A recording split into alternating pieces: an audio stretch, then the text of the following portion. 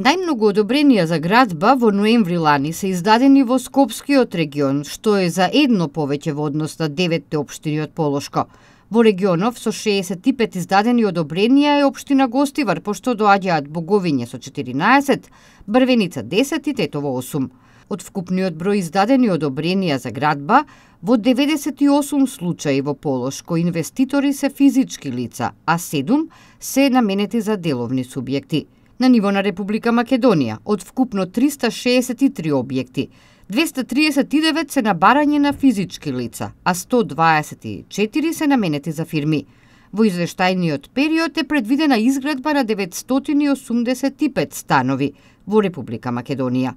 Во Полошко предвидена е изградба на 127, пред се со 3, 4 и 5 соби.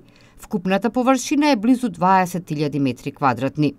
Споредбено со ноември 2015-тата, статистика бележи раст на бројот на издадени одобренија за 14% на ниво на земјава.